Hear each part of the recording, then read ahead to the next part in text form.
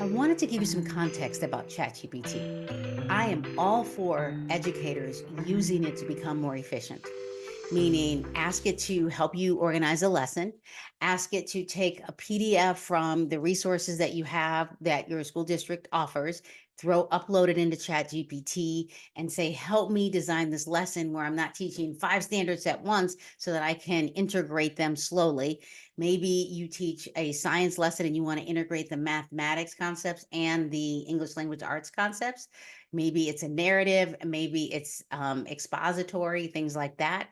That I'm a fan of. Maybe it's giving you ideas on being creative. Maybe it's giving you an idea because you have this one student that wants to elope, run out of the classroom all the time, and you want it to help you connect with the student. The reason why I'm really focused on how you're using it as an educator is because we don't want to put in student information. Do not upload student data with their names attached to it. Do not upload students' student IDs. You want to be very cognizant because OpenAI is just that. It's open. So if your district is allowing you to upload data without student names, like student 1 through 12, and you're asking it to help you evaluate how they did, that might be okay.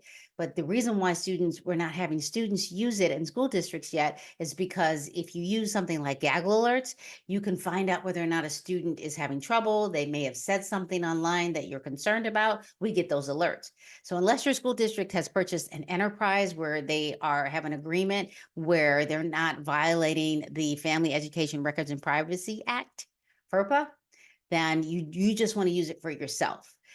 Um, there are platforms that allow students to use GPT. So unless your district has purchased it yet, I would work with your administrators and your district to find out how you can use it safely if you're starting to use it with students. But until then, you can become efficient with it because you want to get in front of it. So with that, when they do use it, you know how to help them use it properly. Thank you so much for watching. Make sure you subscribe, like, comment. And if you would like the free gift of the prompt guide, go ahead in the description, grab it, fill out the form, and you will get it immediately. Thank you so much for watching.